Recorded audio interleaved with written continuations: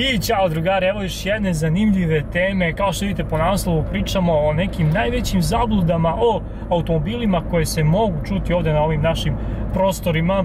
Pošto evo ovih dana, danas je vetar jak, ovih dana je bila kiša, nije baš za testiranje automobila. I ajde, rekao, čisto ovu temu sam još davno hteo da odradim, čak sam se i konsultovao sa vama preko Instagram profila Autoanalize. I takođe odmah da kažem da vi pišete u komentarima one neke zablude koje vi možete čuti negde u vašoj okolini, a da znate da nije tačno. Takođe, neću sad ja previše detaljno objašnjavati svaku stavku, da ne bi klip trajao, ne znam, 30-40 minuta, nego čisto ukratko i da napravimo tih 10, tako da krećemo sa prvom. Prvo, možda će ovo nekoga i najviše zaboleti određene ljude, vlasnike Alfe. Kažu da se, kad ljudi kažu ma Alfa se kvari svaka, to je krš, to ne valja, nije tačno, eto, postoji određena tačnost u tome, recimo što se tiče određenih stvari, kao što su kao što je to da su im trapovi osjetljiviji na naše sjajne puteve. Dobro, ovde je super put inače, ali kakvi su na drugim mestima, strašno. Tako da su im trapovi malo osjetljivi, posebno kod ovih modela koji se inače voze kod nas, 147-ica, 156-ica i neki drugi, ali sad kad neko kaže ma Alfa ne kupuj to će ti se pokvariti 100% ili Alfa se kvari, nema šanse da ne bude drugačije, nije tačno. Mada moram da priznam da bi bili uskraćeni, da nije te Alfe, da bi bili uskraćeni brutalnih fora koje se mogu pročitati i vidjeti svuda po internetu. Meni je smešno, eto, znači nek zezza slobodno neko i Golf i bilo koji drugi auto, meni je smešno kada vidim tako neku foru. Recimo prošli put kada sam testirao sam Audi A3, sada neka Alfa me preticala sigurno sa 140, neka 145-ica. I ljudi, glavni komentar je bio, kažu, žuri kod majstora. Ja, rekao, mora nešto smešno da se nađe za Alfu. Golf se vozi samo na Balkanu, što apsolutno nije tačno, često možemo čuti to, ja često mogu pročitati u komentarima na mojim klipovima. Nije tačno, Golf je treći najprodavaniji automobil svih vremena na svetu. Evo recimo jedan zanimljiv podatak da u poslednjih nekih 35 godina u Evropi Golf je bio neki 30 puta najprodavaniji automobil u Evropi. Takođe, recimo, evo još jedan zanimljiv podatak što se tiče Švedske, pošto znate tamo je Volvo.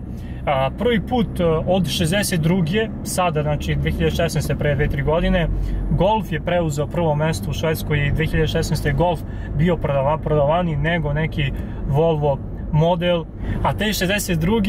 je Volkswagen Buba bila prodavanija od Volvo, znači od 62. do 2016. Volvo bio najprodavaniji, pa 2016. opet Golf, 2017. i 2018. tu je bilo negde gusto, nisam ja siguran šta je bilo. Broj 3, kažu ljudi, treba auto da se zagreva u mestu 10-15 minuta, apsolutno ne. Imate čak i klip o tome na mom kanalu, da ne objašnjam sada detaljno. Dovoljno je da se pogleda, da se auto zagreve nekih 30 do 60 sekundi, da radi umesto da se zagreve, čisto da prostruje tečnosti i onda krenite lagano sa vožnjom, bez visokih obrtaja i posle kad se postigne radna temperatura, onda vozite kako hoćete. Četvrto, kažu da Opel ima lošu limariju, beži od Opela, Opel rđe, Opel korodira i ima istine posebno za modele do neke 2000-te, međutim posle 2000-te to se dosta popravilo i ne može se više reći za Opelove modele da imaju lošu limariju. Broj 5, pre nego što kažem šta je na broju 5, evo trenutno se nalazimo, možda se pitate gde se vozimo, ovo je, evo vidite tabla Salakovac, ne znam da li se vidite, izašli smo sad iz Velikog Crnića, tu smo na neki 10 km od Požarevca, onako, dobri su putevi, zato samo ovde uzem malo da se provozamo, da trošimo ovo jeftino gorivo. Na broju 5 ljudi kažu da auto ne troši u leru, kad se recimo nizbrdo samo izbacite iz brzine i auto neće ništa da troši. Nije tačno, doduše neće puno da troši u takvom režimu, auto detektuje da radi, znači kao da je u mestu, kao da radi u leru i mora da se obrizga određena količina goriva kako bi se održao auto u radu. Ali ako želite da vam auto uopšte ne troši gorivo, onda ako ste nizbrdo samo skinete papučicu, evo sad ćete vidite, evo 0,0, samo skinite nogu sa gasa i auto neće trošiti, ali da bude u brzini, jer u tom režimu motor radi kao kompresor motor detektuje da nema, dakle ne pritiska se gas i ne ubrizgava se nikakvo gorivo. Gospodine, samo ja da prođem. Dakle, ne ubrizgava se nikakvo gorivo i nema potrošnje. Vjerojatno ste primetili na bordu da pokazuje 0,0, a i svakako je mnogo bezbednije kada se vozi nizbrdo sa brzinom, a ne, znači kada je menjač u brzini, a ne kada je u leru. 600. Ljudi kažu da mali automobili malo troše, što je tačno ako je u njima neki ekonomičan motor. Međutim, često je slučaj da je u njima recimo neki benzinac od 1300-1400 kubika i takvi benzinci znaju da po gradu troši 10 litara, a recimo neki duplo veći auto kao što je, eto, primjer Passat neki 1.9 ED koji po gradu troši 7,5 litara. Smart je isto pravi primjer za to. Ljudi misle, neko misli da taj auto troši 2 litra. Međutim, evo, primjer, onaj model Fortwo, ne znam, iz 2001. drugi, onaj prvi model, fabrika, onaj 0,7 od 60 konjskih snaga, 700 kubika, fabrika za njega deklariše 6 litara po gradu, znači fabrika u praksi je to 7-8 litara. Ja kad sam testirao ovog Smarta, dobro, on je bio malo pojačan, ali rečni vlasnik da ispod 7,5-8 po gradu nema šanse.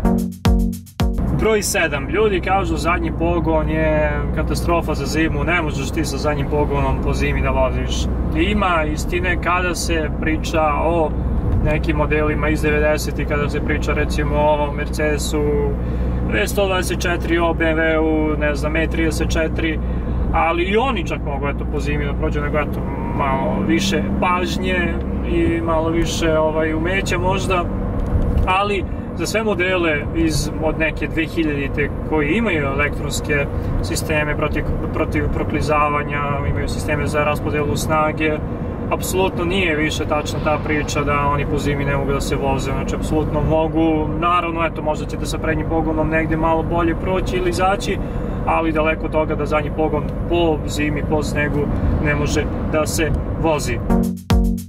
8. Kažu ljudi da su Francuzi skupi za održavanje. Bilo je nekad istine u tome, međutim u posljednjih 15-20 godina se to toliko sve izjednačilo da su delovi malo da ne postali podjednako skupi ili podjednako koštaju za sve vrste automobila. Naravno, zavisi tu sad od klase, od modela, od samog motora i svega toga, ali nije više da ono striktno kao Francuzi su skupi koji god motor, koji god model.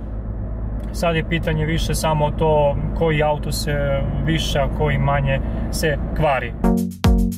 9. Vjerojatno ste mnogo puta čuli kad neko dođe, neki komši ili neko kaže moj 2.0 TDI po gradu troši 5 litara, 140 konja, kao ili moj 2.0 HDI troši 5,5 litara po gradu, ko upaljač troši.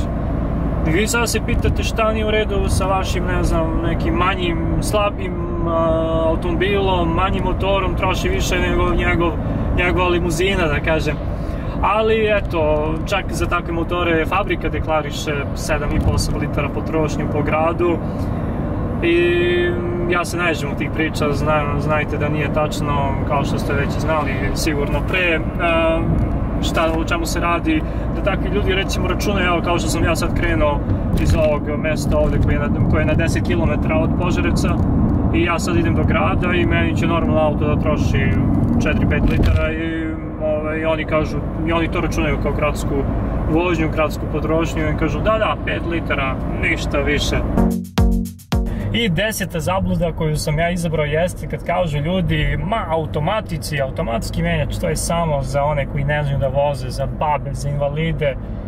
Manualni menjač je za prave muškarce, bajo moj, tako kad čujete nekoga, ali apsolutno netočno. Novi automatici su savršeni posebno pri gradskim gužvama. Ja lično kad bi živio recimo u Beogradu rado bi vozio automatike, jer vi nekada na onom predelu tamo na Gazeli ili negde 5 km putujete 40 minuta, milion puta ubacite u brzinu, pritisnete kvačilo, znači katastrofa. Sa automatikom se bukvalno odmorite dok čekate u toj gužvi. Ja ispričat ću vam jednu priču, ranije sam pričao već, možda mi neko zna iz nekog klipa, mislim da sam spominjao jednom, vezano za ove novije sportske automobile gdje gotovo da ne mogu da se nađu sa manualnim menjačem. Recimo kada su predstavili sad ovu novu generaciju R8 Audija, došli novinari i sada gledaju kao manuelni menjač i kao ne, nema u ponudi. Kao ja, kao nemate, kako to sramota za Audi, nema manuelni menjač u ponudi, ovo ono. I tamo neki čovjek iz Audija koji je već odgovoran, koji je bio tu, kaže im, znate, u prošloj generaciji smo imali u ponudi manuelni menjač i samo 1% prodatih primjeraka bio sa manuelnim menjačima. I kaže, mi sad trebamo zbog 1% kupaca da ulažemo milione u razvoj manuelnog menjača. Mislim da je čovjek skroz u pravu, tako da što se tiče ovih ultrasportskih novih automobila, gotovo da nema više manuelnog menjača. I to bi bilo to. Nadam se da vam se svidao ovakav jedan klip, jedna ovakva tema. Pišite vi u komentarima neke zablude koje vi čujete u vašoj okolini. Obavezno like. Sad pomoću tog, ne znam, YouTube algoritma mnogo znači taj like na klipu, da li će YouTube da gura klip negde u preporučene klipove. I udarite i subscribe, naravno bitno, i zapratite Autoanalizu na Instagramu gdje se svakodnevno družimo. Evo, baš sam juče objavio neku sliku gdje je potrebna vaša pomoć opet za jedan novi klip gdje biramo neke najmanje potrošače među automobilima. Vidimo se uskoro sa nekim novim klipom. Pozdrav!